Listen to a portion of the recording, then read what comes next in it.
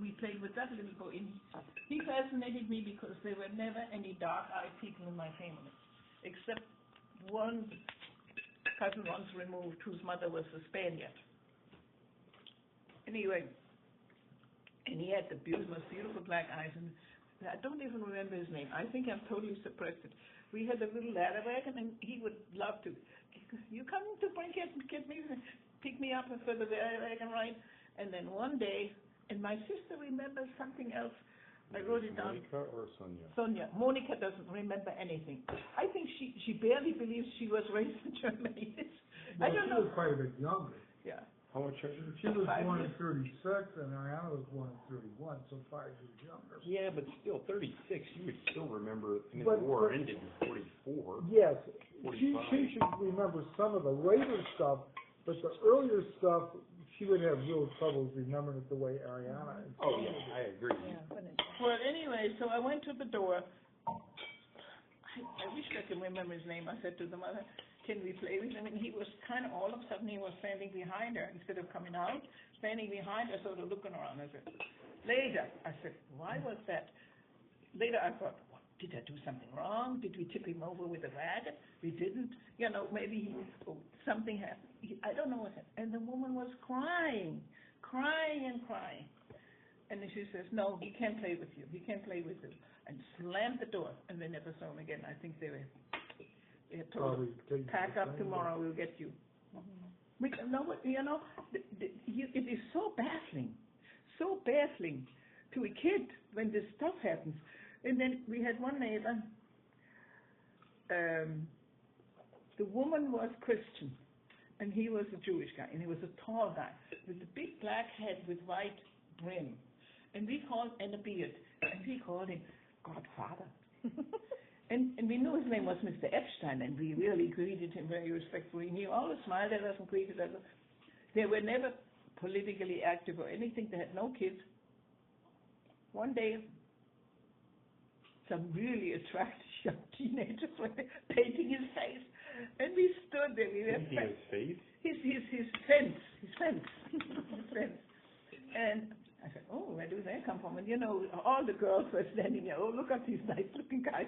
Even though, I mean, at 8, you know. So they kidded around with us and whatnot. And across the street, this is what I found out later, there was a family that had 2 young boys. They were about those boys' ages. And they went to a Napola school. And the Napola school was a political institution. And they came over and had big buckets of water and poured it in their paint. Didn't say anything, and those boys, of course, they were smart enough. I think they knew.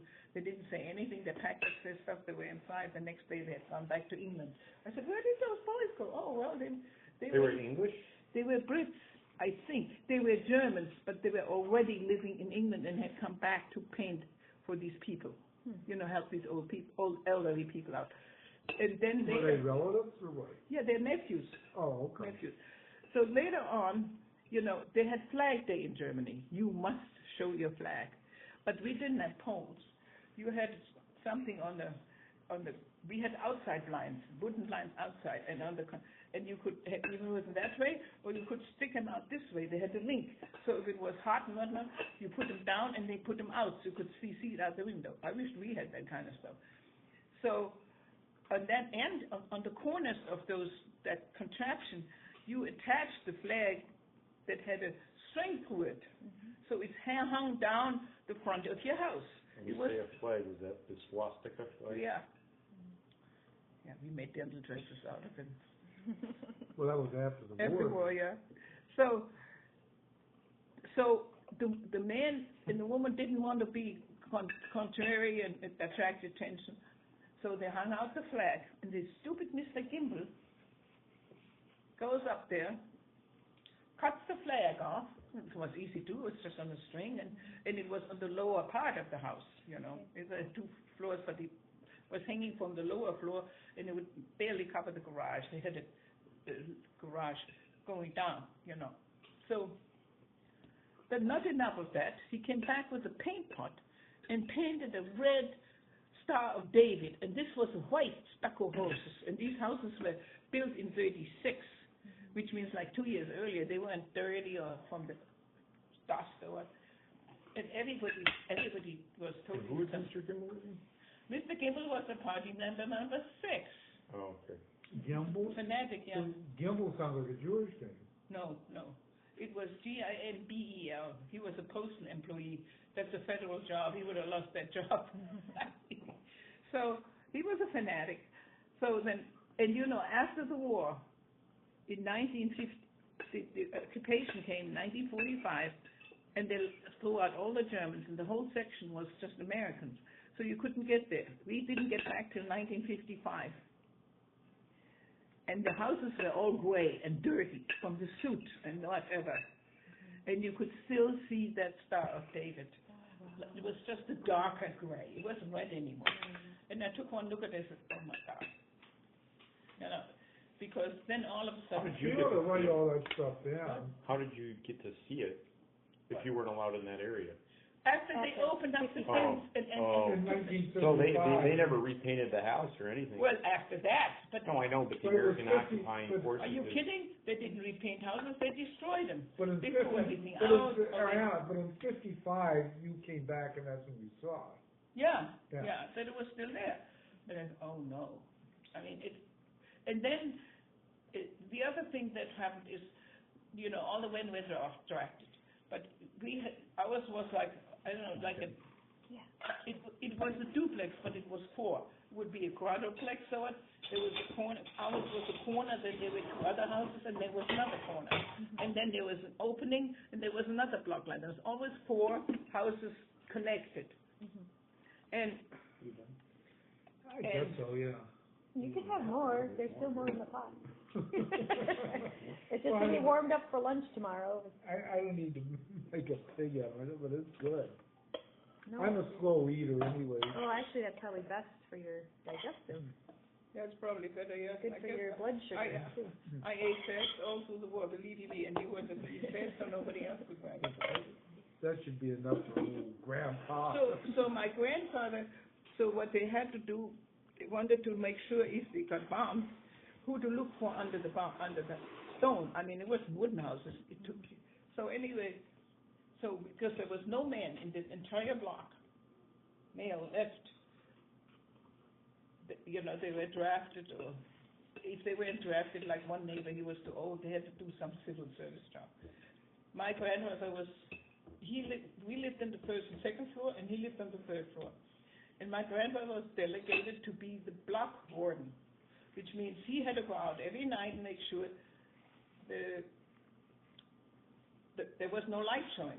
The blackout was perfect, you know. And as a consequence, he had a list of all the people that lived there. And I was his godchild, and I was his favorite. And he had a roll-top desk. I said, I want to sit at your roll-top desk. And I went through the stuff. You see, he had a stamp collection, and he had it in there. Then all of a sudden, oh, what is this list? Oh, he says, oh, that you wouldn't understand it. Well, it was the list of all the people, and it said in there, at the end of the name, it said whether they were Aryans, because you had to prove 2 generations back that there was no Jew in your family. So I said, oh, Mrs. Hemminghouse is half Jewish, or I don't know, even full Jewish, I'm not sure.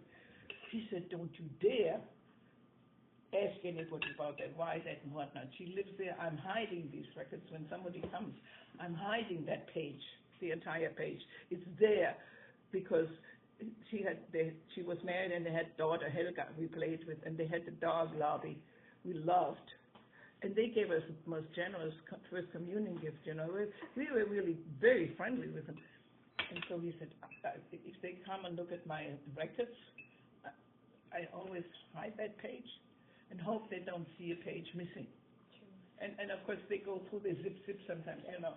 So, and he said, I keep it here every time. Let's say in the evening when they may bomb, I put it back in there so if the house gets hit. So because of that, they didn't get onto her till the very end, in March 45, and grabbed Oh, it. that's weird. And we were not there because the Americans had already come in and we had fled the house. The house had been empty. We had gone to my grandmother's house. In In Mayan, yeah. We were forcibly evacuated. We were not, my sister Sonia and I weren't even there. And so we're out there reseeding the leases. It was when the house came in 55, and all of a sudden, this lady stops, and she sees my father, and she says, "Hello, and she was, I said, who's this? And I remember this was Henninghaus. Oh. And Helga was She there too. survived. Yes, she went to, then she said, I want to compliment your father. And my father said, my father died. He says, that man, gives me goosebumps just to think about this, saved my life because I got there so late in Theresienstadt. They made it, but they had to make it, so uniforms or something. And she got there so late that that's all they did. They never decided now to gas or what, and then the Americans came. So she said, if I had gone there earlier, She wouldn't have survived. yeah, I wouldn't have survived. So. And you were there when she greeted your dad? Yeah, I was in the yard. I was helping my father. I mean, when he seeded it, And when did your he put grandfather little boards under his feet with wire and stomped on it so it'd be straight. You know, our lawn was buckled, you know. And I was standing there because he said, you can't do that. And, you know, he said, but you can help me with this and that. And I was standing there, and she comes by. And at first I said, who is this? Looks familiar. She's aged. And she didn't have that nice black hair. I always liked her black hair because nobody had black hair in my family. And so, but it was weird. She thanked him profusely, but she did not say, as Helga is out of the house, she doesn't live anymore, and my husband died. She didn't initiate any way, which way, oh, let's meet. Now, the Germans are not like Americans. They're very congenial. Mm-hmm. No, there was something there that I didn't identify till much later. I think she thanked him, she was grateful, but I personally believe she didn't want much to do with any German. She kept it to a minimum, you know. Mm-hmm. And I can understand the woman. Did her husband survive? He had died. They were older people. Oh. Helga was 6 years older than I was. I mean, she normally didn't even play with us. Mm-hmm. Just when we came to play with, that dog was his name was Lottie. It was a collie with long hair. Oh, we loved that dog because we couldn't have a dog. Why not? My father said, we will not have a dog in the city. And during the war, it would have been, you know how many dogs had to be killed who used the knives? Because all the German shepherds could not live when there was shooting going on in the way. When I was with Cathay in Cleveland, I used to call him as Carl Ruin, and he was a German Jew, and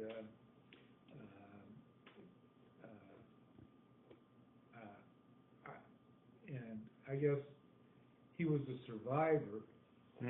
But I know I went over with Bernhard with him one time. And it didn't set too well with him. I can. No, the guy was very good about it. And I said to Carl, Yes, sir. Are you German, Carl? He said, no, I'm European. He wouldn't admit to being German. Mm. And I think a lot of Jews that survived that just hated the Germans so much they didn't hate it enough to not come back for reparations years later. Oh, that was another scene.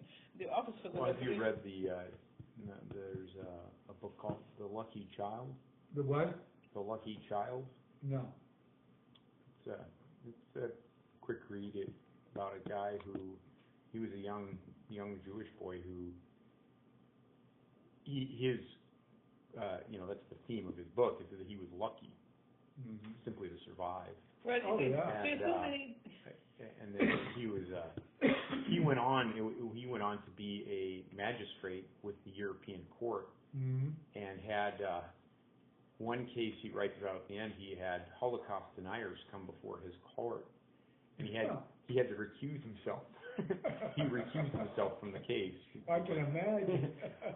I know that I can if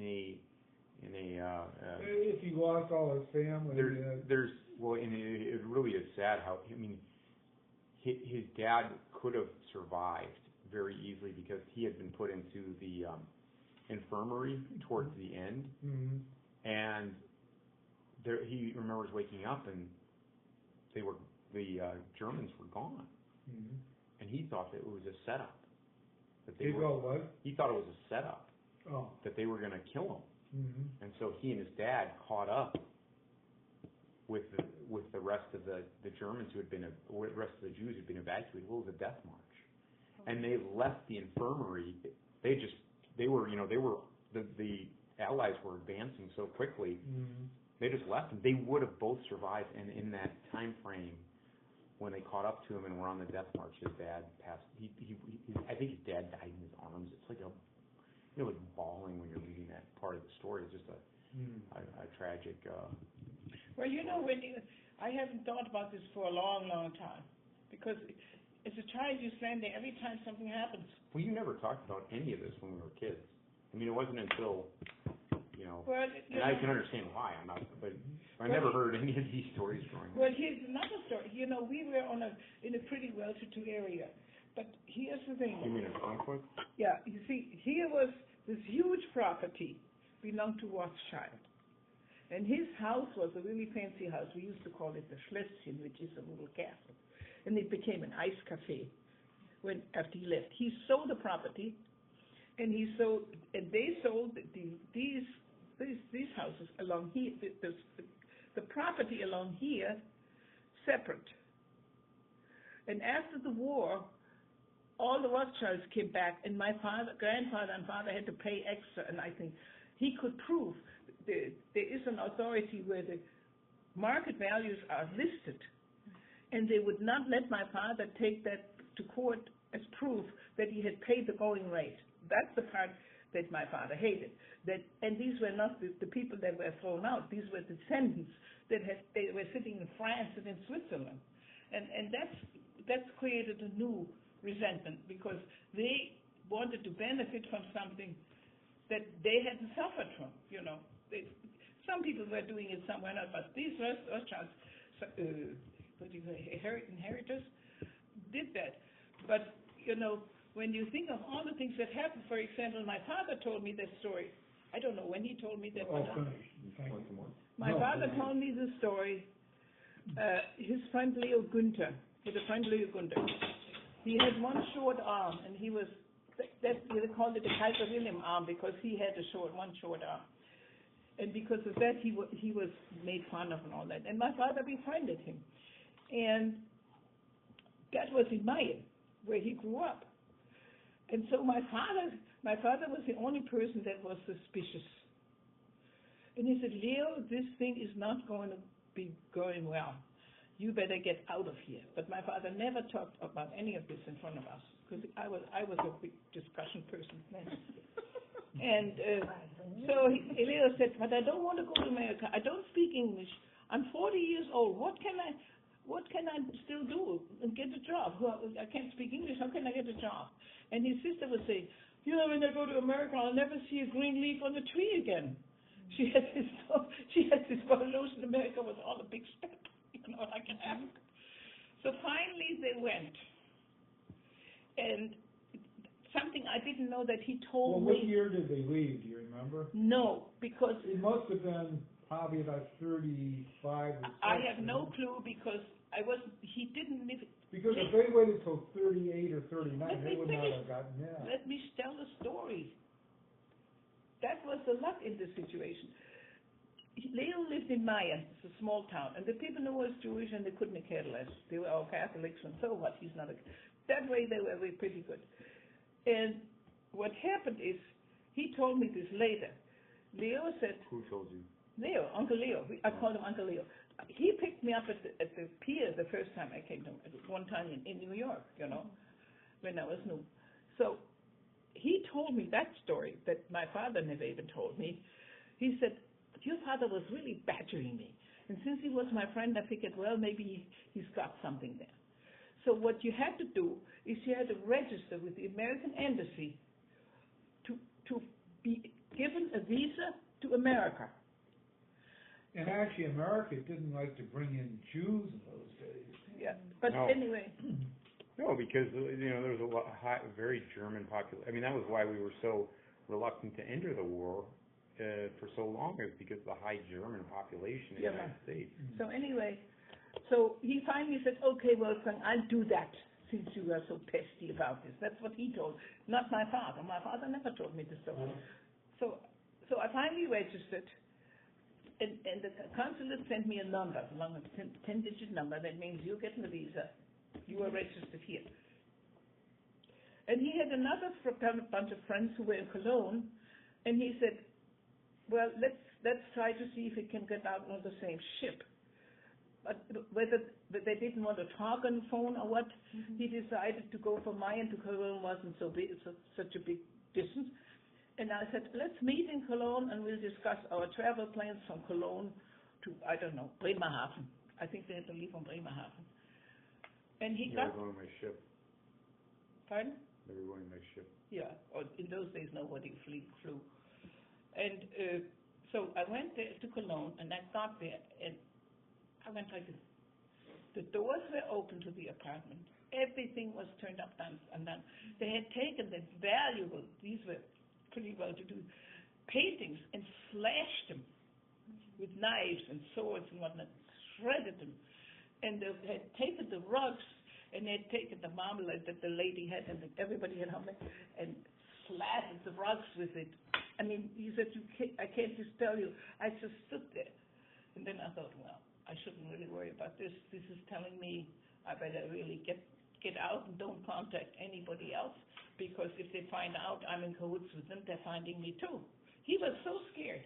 He never contacted any other person that he had planned to contact. He says, well, if they got me, who knows, maybe they have a letter from me there now. Then they get me. So he said, and that's when I realized I owe my life to your father, because he kept pestering me. I wouldn't have left, and his sister left, and his brother left for Israel. That was much easier and quicker, but he didn't want to go to Israel. Israel didn't exist. Was he leaving for Palestine? It was Palestine. Yeah, I know, but I mean, he came. I met him then in the 50s. He was coming back from Israel and go to the States. That's how I know. He said, "Yeah, I went to Israel and I lived there," and his English was horrible, you know. But he met me once in a while, invited me for lunch. But he was an old man. He said, I was driving. I had a territory in New Jersey, and the people didn't know German, and I kind of muddled through. I was not very successful, and also because I still wanted to be in Germany. I mean, all other considerations aside, Mm-hmm. And then my parents had another couple that they're friends with. He was Catholic and she was Jewish, and they had 3 boys. And they sent the 2 oldest ones to England. Were they his neighbors again? They were, before my father lived in Grüneburg. Are these the same ones that came back with the painting? No, these were Jewish. They didn't. You said she they was didn't have Jewish. Children.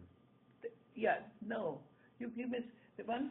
Those were the people where the 2 nephews came to claim defense. But this was a family that lived in Römerstadt. Before my parents bought the house, they lived in Römerstadt. That's a section it's called Römerstadt because it's supposed to be built on the site of an old Roman settlement. So they lived. My parents were renting here. There were 3 apartments up and down here, and these people lived somewhere here. I don't know. The reason why they knew them is because he grew up in Mayen, and they both were newcomers to Frankfurt. So she was Jewish and he was not Jewish, and they were so worried. So they sent the 2 oldest boys to England. And the one thing I would say, the Jewish people really stuck together. If somebody knew somebody who was Jewish, they helped them out. And the youngest stayed home, and the youngest and the mother, they hid him on a farm near Mayen, where nobody ever goes, and they just never could go to the city or anything. And he could live with his family. And the interesting story I heard is from... Did they survive? Yeah. And one of the boys, it was amazing. After he had died, she had died. We were in the cathedral in Mainz for Sunday Mass, and they came all walking down. We had heard he had become a priest. And he comes down. And I said, that's Wolfgang Stein. And my mother said, yeah, you're right. Let's go ask him. But he came through, and then, they go in the back, and you don't see them. And that was it. And I wanted to find out. And his brother became a... When did you see him in Mainz? I didn't. This was in Mainz. I know. What year? I can't remember the year. But it was after the war. Way after the war. I think around the time that we go... Around the time... I was wondering, because the only time you went there was... On Sunday to go to church in that dome, in the dome, yeah. It's amazing that you recognize him. Well, he was... You have to realize... These people were friends, and I always liked those boys because, again, they had the black hair and the dark eyes. I had to think about that. Everybody else was blonde. You got dark hair. Oh, it was really dark. Well, I tell you, I had my mother had a cousin. It wasn't blonde like theirs. My mother had a cousin who married a Spaniard. He was the personal translator to the Unterberg owner. Millionaire, because he's the only person, one of the few people that know the ingredients of the Unterberg. You remember those little bottles? Unterberg is a company that makes a very strong alcohol with lots of herbs. If you have a stomach ache, you take that. But I tell you, you get drunk. You could feel so much better. But you know what? They're only very, very small, really. And he because feel better, and then you throw up, and you feel better anyway. And so he used to go back and forth to Spain, and so he married a Spaniard, and they had one son. And I believe you me, I had a... Well, that's not the reason you marry a Spaniard. No, but they had only one son.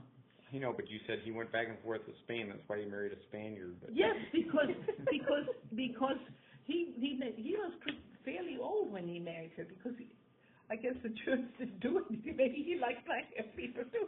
So anyway, Pepito was so brainwashed with the Nazi youth, he had on Hitler youth, that he volunteered to go into the service because he wouldn't have had to go because he was in Spain. His mother was a Spaniard. He had Spanish citizenship. And then he said, no, I have to save the fatherland, and he went. And he came to visit us for a week. They had really mashed up his leg in the war. After the war, he visited you? The war was still going on. Oh. And Frankfurt, we were the transit station. Anybody had changed trains stayed at our house. Sometimes because the trains took so long, you got there in the evening, there were not enough hotels, whatever. We always had visitors. So Pepito came, and we had a picture of him. He's sitting there, I still have that picture. He's sitting there, big black eyes. And he was very nice to us. He came and met, can you imagine, he was about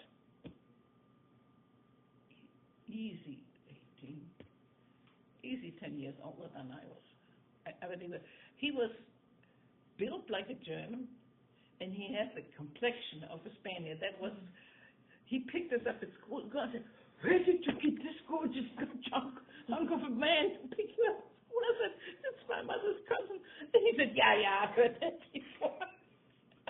He was, I would have thought, oh, these dumb teenage girls, what do I want? He was very nice to us. We just thought it was the best thing in the world. And then he could have requested not to go back to the front because he was at the Russian front. Was it because of his injury? Yeah, he was really severe. He was limping. And then he said, no, I'll go back to the front, and disappeared. His mother never stopped crying. They don't know where he died, when he died. The only thing they know is a buddy came home and back. They said he saw him running toward a barn. And the Chancellor Schröder in Germany, who was a chancellor, I don't know, he was chancellor a while back. They didn't find his father till the late 80s in Yugoslavia, by sheer coincidence. He never knew who his father was. He was a little kid.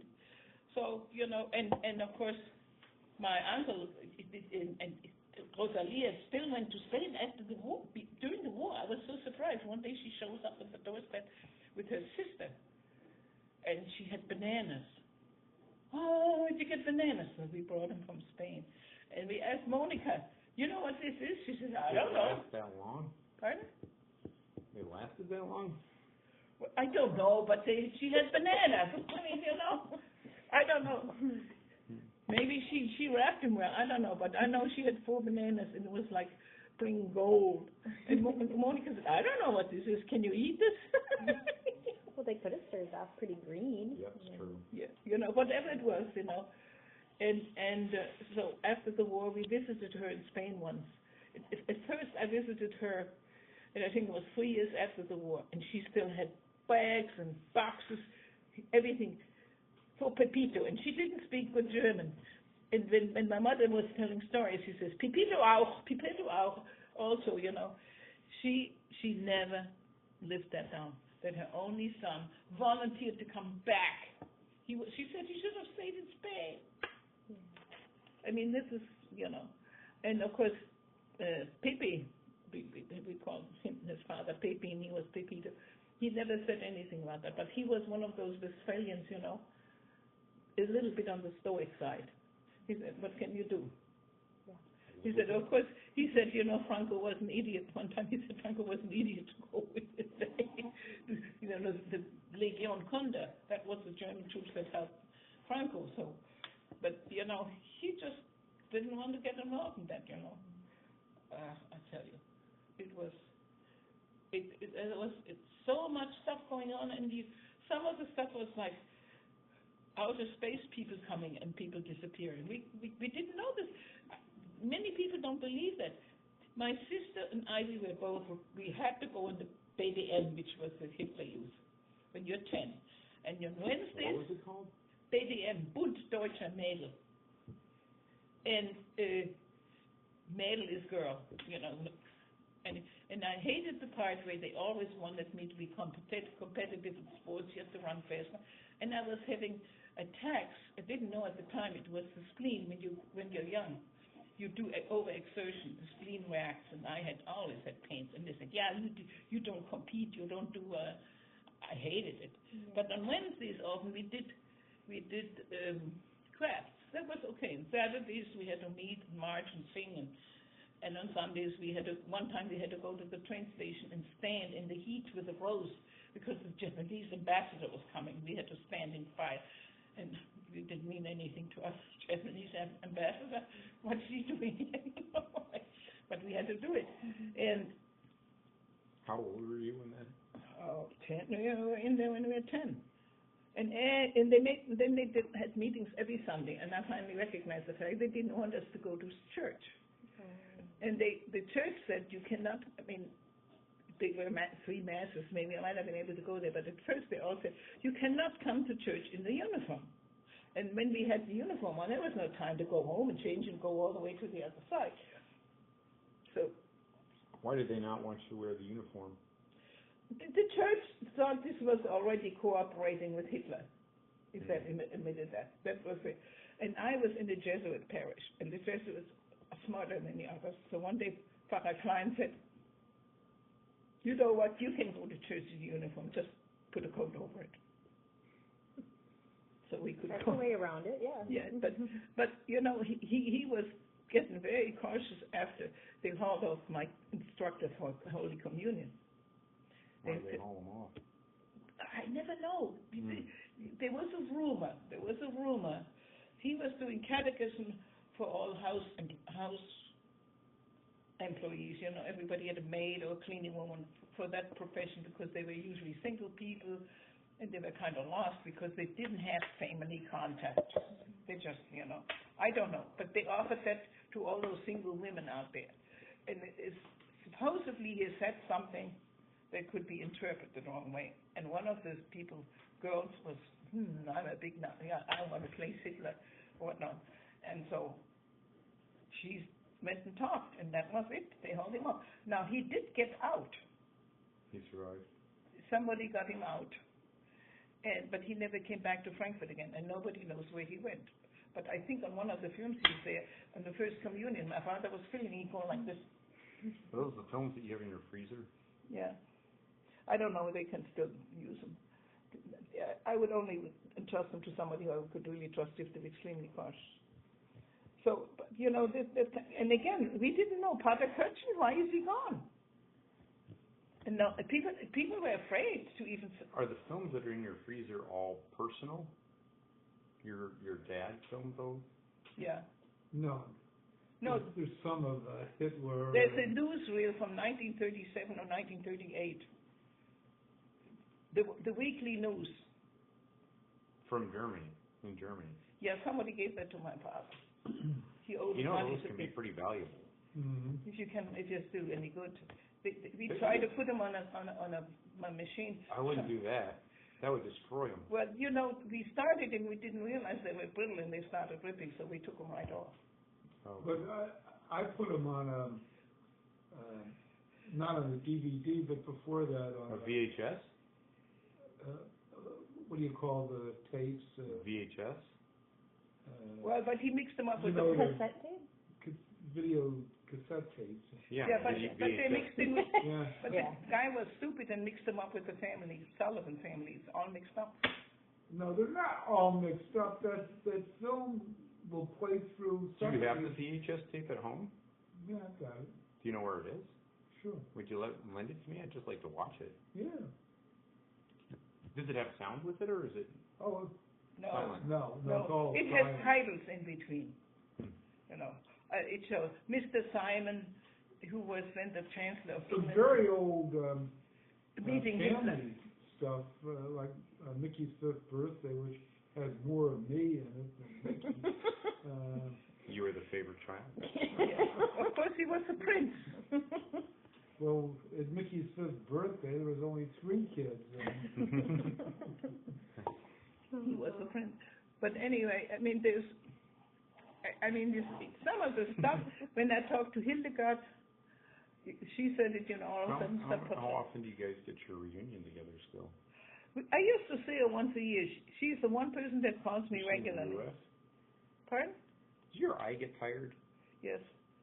Because it's starting to like close. Yeah, I have like a tick or whatever you call it. But I didn't see it earlier. But. Yeah, I know. I'm reluctant to go to the doctor. Every time I go there, I walk out with a big bill. Where does Hildegard live? She lives in Flieden, which is north of Frankfurt.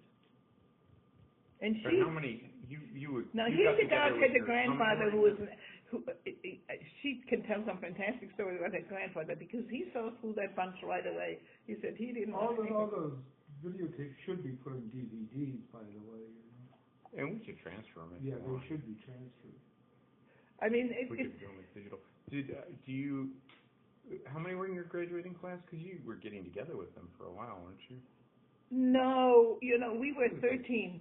In your graduating class? Yeah, and they tried to have class meetings later, like maybe 15 years ago, and I can't understand. Some of them have an attitude. They are one of them. Hildegard told me. Hildegard and Eva are the ones that try to call and find out where they were. One of the ones that wants nothing to do with them is she already had her own insurance agency before she graduated. She was an only child. Her father groomed her to be a very successful person. The other one, we always thought she was really childish and we treated her like a kid. She's supposed to be a doctor. And Hildegard said, supposed to be? I don't know whether it's sure. Oh. For sure. Somebody said, She's I a thought. childish doctor. Well, anyway, they contacted her about the class reunion, and she says, she said, I guess she has gold-plated taps in her house.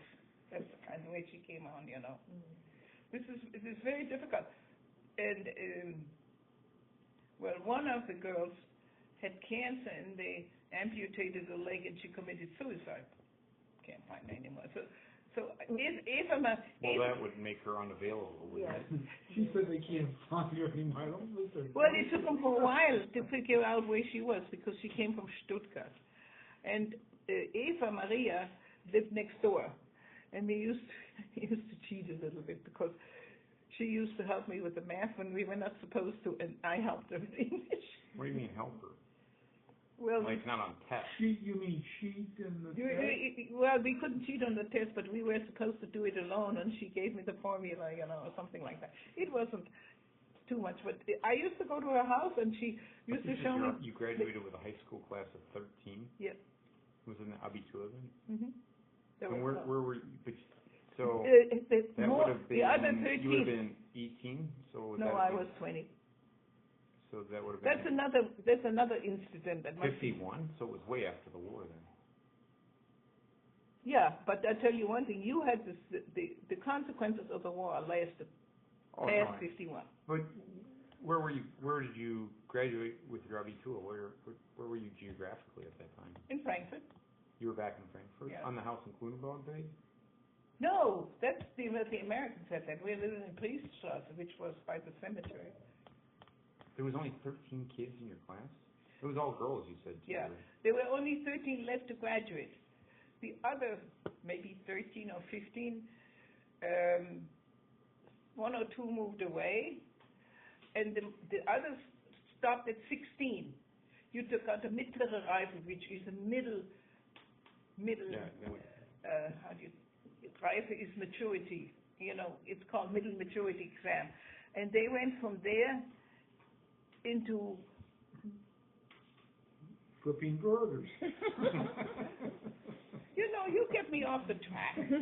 They went from there into vocational education, which means they went into an apprenticeship for 3 years. So normally they are done with their education by the time they're 19, except they can go right into a job. And you graduated with your Abitur at 20 because of the fact the war disrupted your education? Well, that's number one. Number two, one year decided to move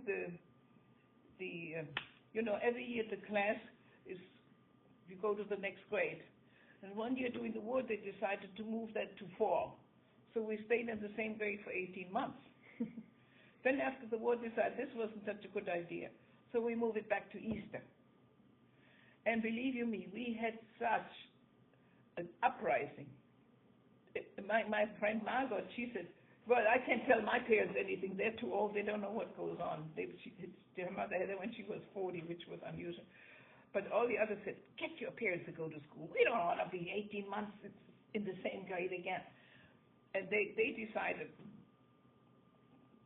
we didn't have anything to say. The bureaucrats decide. So everybody was, normally we have 9 years of high school and 10 years of elementary school. That's 13 years. Now we spent 14 years. We went to get the Abitur. We hated it. But a lot of them saw this coming and they didn't want to take that long to get just the Abitur. So they left at 16 and do an apprenticeship. And in apprenticeship, they don't have that here. They pay you, and you have to go to full day of school 1 day a week, and you get paid for that day. That's actually a big system. Oh, a union lady that I met one time, she said, I wish we had that here. Here you have to be in the union to get that program, which is, I think, is wrong. Everybody should have that option, because there were teachers that my mother talked to a teacher once, and she said, well, I would love for her to go to do the Abitur, but after the Abitur you have nothing. That means you study to go to a university, and she doesn't have whatever it takes as far as being enthusiastic about learning or anything, I mean, Christopher would be an ideal candidate in that way. He does to do things with the hands, but academically he doesn't even care. So those kids, and I tell you, the plumber in Hochheim made more money than the professor from the university. They always have. They're actually producing a good, Well, the thing is, the plumber, you get, when you, a 3 years apprenticeship and you become a Geselle, which is a journeyman, then you get better money. Now, if you want to teach others and have a business, you have to be a Meister. That's 5 years. You can't have your own. Maybe they changed it now, but at the time, 5 years of being a journeyman, and then you can apply for a license to own the business. And believe you me, those guys, you don't put any plumber down, anybody that's gone through this, and say, oh, you should have a doctor. You said, yeah, let's look where you stand and where I stand. Because professors in the German system don't make that much money.